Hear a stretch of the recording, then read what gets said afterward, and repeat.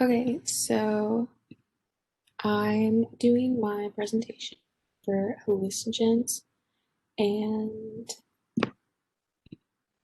so hallucinogens are a type of drug that you can take. Um, these tend to typically distort your reality. They are a psychoactive agent. So what that means is that it causes hallucinations, perceptual anomalies, and other subjective changes. Um, when ingesting these, you will have altered thoughts, emotions, and consciousness. So there's more than the five I have listed here, but these are just a few types. There is, I don't know how to pronounce that, but ayahuasca, something like that. That's a plant-based hallucinogen, and it's typically consumed in a tea form. Um, DMT is found in an Amazonian plant, and this comes in like a white crystal powder. It's typically smoked in a pipe or a bong. Um, LSD is the most common one that I think people know most about.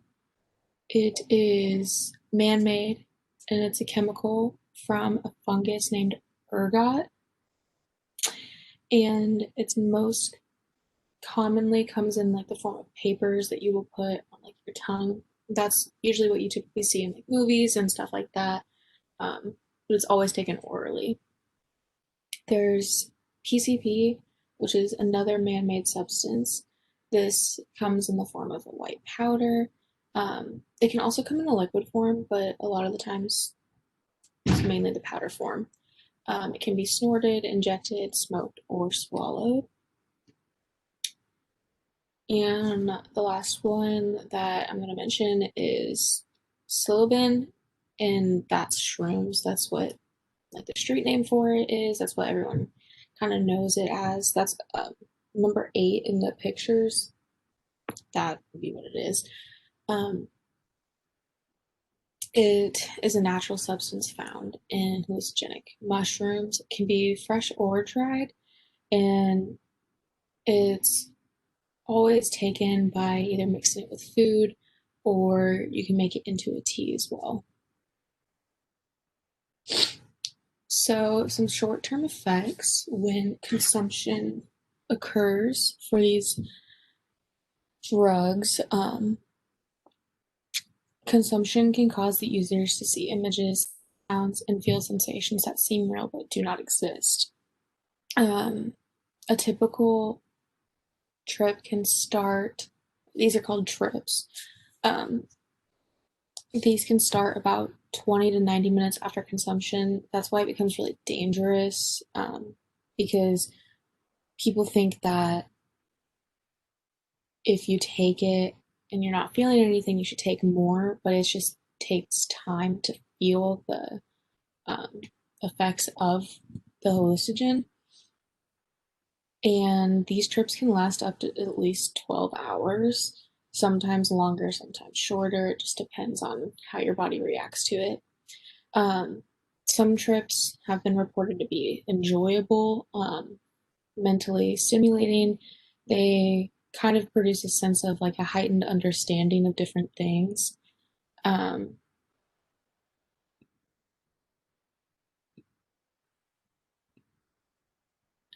I was making sure it's still recording. There's also bad trips, and these can be um, like terrifying thoughts and nightmarish feelings of anxiety and despair. A lot of the times, these play on your past traumas and they will manifest to have them appear like they're there. If you have PTSD, this can be really difficult and can kind of bring out triggers of your PTSD. So, what causes hallucinations? One theory for this, or one way of this, is that um, some hallucinogens activate a brain receptor for serotonin, which serotonin, as pictured, is the molecule that increases feelings of well-being and happiness. This is the molecule that typically is missing when it comes to like depression, anxiety, stuff like that. Um, it plays a role in vision as well, which I did not know before this, that serotonin plays into vision. Um, so when you take the hallucinogen, um, it activates your serotonin receptor, and that usually happens for like good trips. So it will be um, more of a positive thing. You activate serotonin, so it fires um, like these good emotions and good moods to you. So this one I found interesting. This one's more of like the brain related activity according to this. So these hallucinations are caused when something goes wrong in the relationship between the brain's frontal lobe and sensory cortex. So the first, what causes, was kind of for the like good trips, and this one's for like the bad trips and how that like they differ. Um, so the timing of the neurons' firing patterns change within your brain when you take these. That leads to reduced signaling, and it occurs in the visual cortex. So, this area is primarily responsible for interpreting visual information. Therefore, without having these neurons, like with them changing their firing patterns, it can lead to have these negative visual effects, which leads to the bad trips and plays on like your nightmares and stuff like that.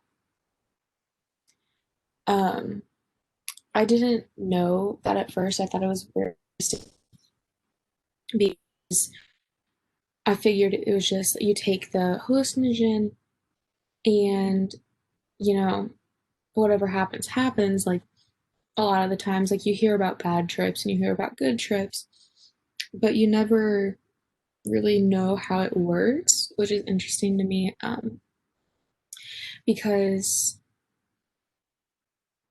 I think it's the fact that there are two different ways that the brain works when taking these, and it kind of depends on your body on how, either if it'll be a good or bad trip, and there's reasoning behind whether you have a good one or a bad one.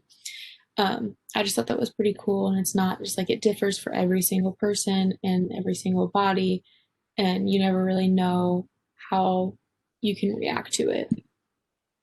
So I'll go ahead and play this. This is kind of a simulation example of how things would be um, if you were tripping. Like you kind of see these videos on like TikTok and different like YouTube and like Facebook stuff. Like you see those kind of on there, and it's what people have said it's like. So I'll play that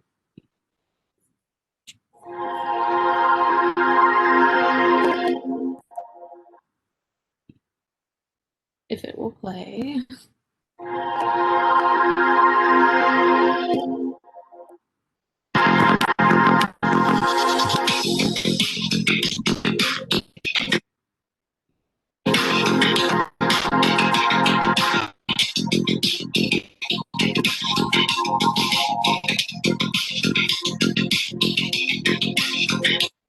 It's supposed to be like a 360 um, video. So let me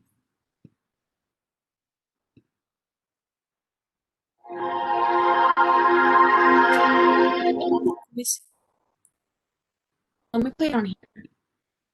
Sorry, that did not that was planned.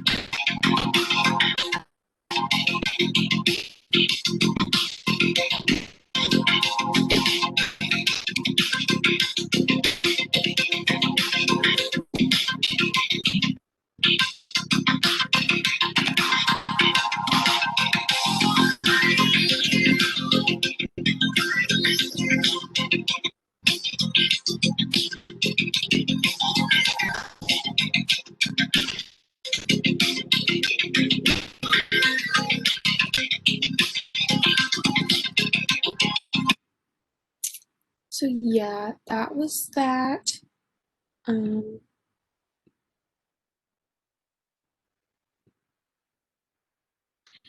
and that is the end of my presentation.